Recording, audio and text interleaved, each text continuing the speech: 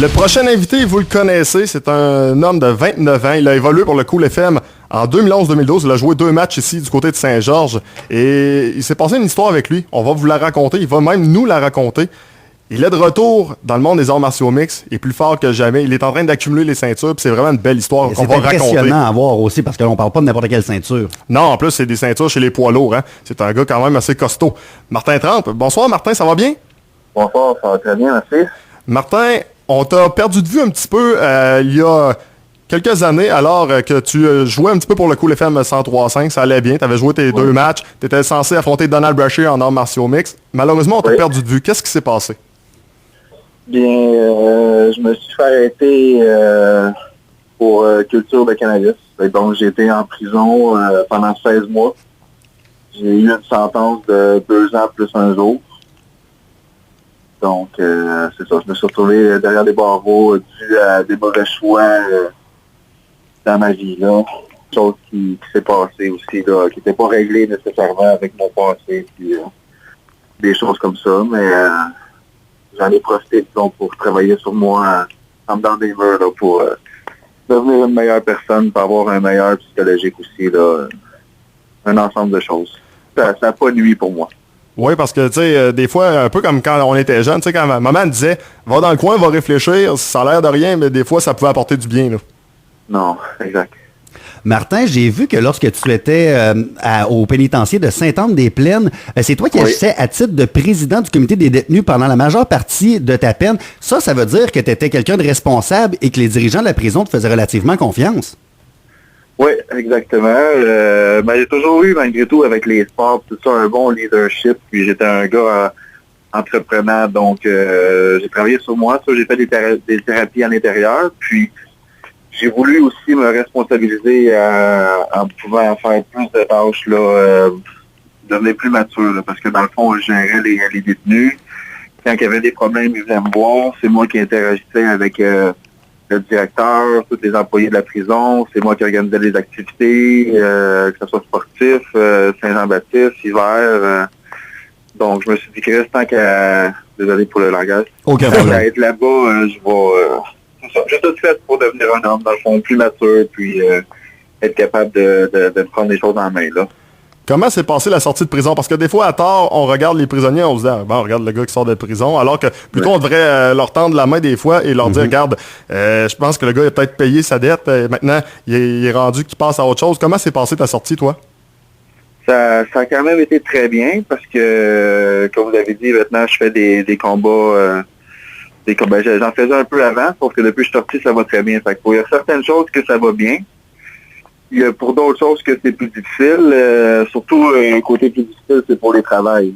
Et quand il y a un dossier, c'est sûr certain que c'est pas tout le monde qui apprécie. Donc, côté travail, je suis plus négligé. Je suis plus restreint dans les emplois, mais côté avec les gens, ça va très bien pareil. Je suis capable de m'expliquer et je communique bien. Donc, c'est sûr qu'il y en a qui restent basés sur une image, tu sais, mais quand ils prennent le temps de parler avec moi, c'est bien plus qu'une image, là, c'est une personne complète. Fait que l'erreur qu'on fait partie de nous, puis ça fait que je suis la personne que je suis aujourd'hui, puis c'est une bonne personne. Et tu sais, Martin, souvent on le dit, on en fait tous des erreurs. Il ne faut pas s'attarder nécessairement au passé. Non. Revenons au présent. Là, présentement, tu es en plein entraînement. Gabriel me disait justement que tu avais décroché quelques ceintures au niveau des arts martiaux mixtes. Donc, c'est quoi les sports que tu pratiques, en fait, et quelle ceinture que tu as réussi à obtenir récemment? Okay. Bien, qu'est-ce qui arrive, c'est qu'en 2011, j'ai commencé professionnel.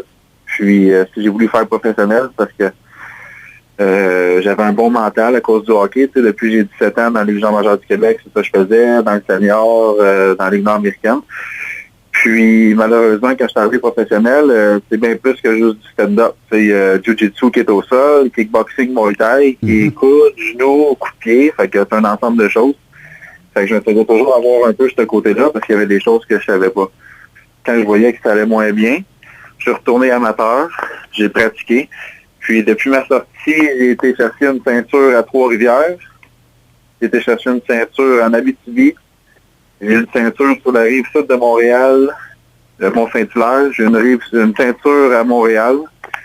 Puis en fin de semaine, je m'en vais à Rivière-du-Loup pour une 5e ceinture. Là. Je te pour dire, t'es un gars en forme, t'es un gars relativement avec une bonne shape. Est-ce que ça t'a pris d'accepter l'adaptation? Parce que veux pas, on te regarde, on se dit c'est un cogneur, c'est un gars qui va vouloir aller debout. Mais dans les arts martiaux mixtes 2013, on n'a pas le choix. On se doit d'avoir au moins une base, soit de lutte, soit de jiu-jitsu pour être capable de se défendre au sol. Exact. Puis ça a très bien été depuis ma sortie parce que moi j'habite dans les Laurentides. Puis à Piémont, il y avait un centre d'entraînement. Il avait commencé à avoir des arts martiaux mixtes. Fait que j'ai été voir le monsieur Dupuis, Benoît Dupuis, qui est en charge là-bas, qui a ouvert un gym maintenant à Saint-Adèle, centre multisport et ville. Puis j'ai dit, écoute, moi je me cherche quelqu'un de sérieux avec qui je vais pas m'entraîner. C'est sûr, j'ai pas de sous nécessairement pour l'instant, mais moi, qu'est-ce que je vais faire, c'est que je vais pas t'afficher dans mes galas, puis tu sais, former une belle famille, puis monter ensemble. Fait que ce côté-là, maintenant, je peux m'entraîner tous les jours, que ce soit boxe, muay thai, jiu-jitsu, je fais du crossfit 3-4 fois semaine pour le cardio puis tout ça, là, je lâche pas, là. Je mets toutes les chances de mon côté parce que avec toutes les belles choses qui arrivent, ça va aller de mieux en mieux, là. Avec ces belles victoires-là, j'imagine que certains commanditaires qui doivent commencer tranquillement pas vite à te regarder et à voir se coller à toi? Oui, un petit peu. Un petit peu, c'est sûr que disons que je paye pas pour mes entraînements, là, que ce soit musculaire, puis combat, que ça va très bien pour ça. C'est sûr qu'éventuellement aussi, plus ça va aller, plus ça va être. C'est normal ici. C'est quand même juste amateur, mais moi, je vais retourner professionnel. Là. Puis avec ma 4e ceinture, la Fédération québécoise de boxe mixte est en train de regarder pour mois de février pour un championnat canadien. Ça, c'est j'aurais 3-4 combats dans la même journée. Si je réussis à remporter le championnat canadien, je m'en irais au championnat mondiaux. Puis si je parais bien mondiaux, j'aurais un premier UFC. C'est encore mieux que des professionnels au Québec. Là. Wow, c'est impressionnant. Ah ouais. C'est carrément une histoire de Disney qui est en train de s'écrire. Oui. C'est pour ça que je mets les bouchées doubles. Là. Je fais 2-3 heures de muscu par jour. Je fais mon 1 heure de crossfit plus 1 heure de boxe, là, puis d'entraînement. Là. Je fais 5-6 heures par jour. Là. J'en profite. Là. Donc, avec les commanditaires, puis vu que ça me coûte pas vraiment nécessairement de sous pour m'entraîner, puis je joue au hockey aussi à Louisville pour le Bellemare, présentement. Et Windsor aussi, Seigneur de Hoc, qui m'a offert des matchs. Fait que c'est sûr que s'ils payent mon déplacement puis ils me donnent des sous en plus, je suis capable de bien manger. Puis c'est pas super. Je vis pas trop de dépenses, mais je suis bien quand même. Fait que je mets les bouchées doubles d'entraînement, mais c'est sûr qu'éventuellement, si ça passe pas, mais on va tourner à la page et on va se mettre à travailler. Là, mais c'est juste que pour une fois dans ma vie, j'ai envie de tout donner pour arriver plus tard des collines. J'ai fait ce que j'avais à faire pour arriver plus tard puis dire j'aurais dû parce que ça reste. J'ai pas envie d'avoir cette tâche-là. Je veux bien faire les choses.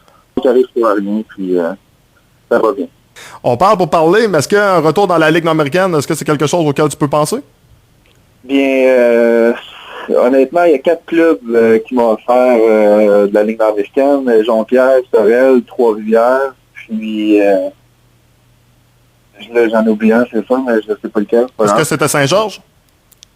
Non, Saint-Georges, j'ai pas parlé avec Saint-Georges. Maudit. J'avais parlé avec M. Grondin, que lui, il voulait peut-être me présenter plus haut, mais je pense qu'il a été échangé dernièrement. Là. Oui, Vincent, il n'a pas été échangé, c'est qu'on nous l'a volé lors du repêchage d'expansion. OK. C'est ça. Là, le dernier, dans le fond, c'était Trois-Rivières, les Vikings, là, qui disaient, OK, on va te faire jouer, puis tatati, mais c'est toujours des paroles, là, ils peuvent pas bien m'évaluer sans m'avoir vu, fait que c'est un choix, là, si je joue 2-3 matchs, puis ça va pas comme que ça se passe, mais moi, je perds ma place dans le senior, fait que c'est sûr que les salaires sont différents, mais au moins, j'ai mon chiffre régulier, là, parce que je suis capable de jouer, là, je veux dire, je me mets en forme aussi pour les combats, fait que je veux pas... je suis top shape, là. Puis même si dans le majeur, j'étais batailleur, je veux dire, je faisais 2 pratiques par jour, puis j'en ai vu de la glace, là. Et comment ça se passe présentement, justement, dans le senior? Ça va très bien. Très bien. C'est mon chiffre régulier, puis veux pas... vu que c'est des ligues plus bas, le mot se passe, hein, fait que moi, pas plus que 2 batailles, j'en ai une. Le plus important pour mon coach, c'est que je sois présent parce que Le monde sont calme. Quand je suis là, ils savent qu'est-ce que je suis capable de faire, fait que c'est important que je sois là. On les comprend, d'être calme. Ouais. Ton combat de maître en arts martiaux mixtes du côté de Rivière-du-Loup, comment tu vois ce combat-là? OK. C'est M. Pierre C. Ouellette, si je ne me trompe pas, c'est un gars de Nouveau-Brunswick. Puis, lui, c'est bien parce qu'il a fait, je pense, une quinzaine de combats de boxe. Puis moi, j'aime bien livrer la marchandise debout, fait que j'ai pas à me poser trop de questions pour le sol ou quoi que ce soit. Puis, fait que ça va me permettre de pratiquer justement un peu plus, là, si lui, il a une bonne base, là, mais c'est ça. C'est sûr que ça va finir avec une drette et il va tomber à terre, là. Fait que comme ça, je te demande pas si t'es confiant. Toujours confiant. Toujours confiant. Puis le fait d'avoir travaillé sur moi aussi à l'intérieur, là, m'a amené un autre mental, une autre façon de voir les choses, beaucoup moins stressé. Avant, j'avais beaucoup de rage. Fait que je veux pas, c'est pas comme ça à glace, là. Tu te bats pendant, tu sais, professionnel, c'est 3 rounds de 5 minutes, là. Fait que si tu décides d'exploser les 30 premières secondes, t'as plus de jus, là. Fait que le fait d'être calme, ça apporte une autre perspective. Fait que je suis beaucoup meilleur, là. Puis je vais donner 10 coups, je vais en donner 10 bons au lieu de frapper 2-3 fois sur 10, là. Fait que beaucoup de focus, l'énergie, le cardio, et la confiance aussi. Je ne veux pas travailler sur moi. Fait que c'est sûr que j'avais fait des belles choses avant, mais en tout cas. On peut en faire des plus belles encore. Exact. Martin, tu es en train d'écrire une belle histoire. Je souhaite que cette histoire-là se poursuive pour toi. Je pense qu'il y a plusieurs personnes qui sont contentes d'apprendre que ça va bien pour toi, que tes choses se sont replacées. Et on espère que tu iras chercher ce championnat canadien. On espère que tu iras chercher le championnat international et que tu pourras monter les échelons jusqu'à la grosse ligue. Yeah. Je vous remercie beaucoup. C'est très gentil. Ben, ça fait plaisir, Martin. Lâche pas vraiment. Je pense que, comme Gabriel disait, ça peut être une inspiration pour certaines, source de motivation pour d'autres, mais dans la vie, il ne faut pas se fier au passé, il faut regarder ce qui nous attend dans le futur. Exactement. Peu importe qu'on a fait des erreurs, même si on en a fait, on est des bonnes personnes pareilles. L'important, c'est de ne pas les refaire. Si tu l'as fait une fois, mais regarde, t'apprends de ça, puis tu continues à grandir, puis ça va bien aller. Entièrement d'accord avec toi. Bonne fin de soirée, Martin. Bon week-end. Merci. Bon week-end. Salut, Martin. Bye-bye. Bye. Donc voilà, c'était Martin Trempe. Au 103.5 Cool FM, vous écoutez Sport en vrac.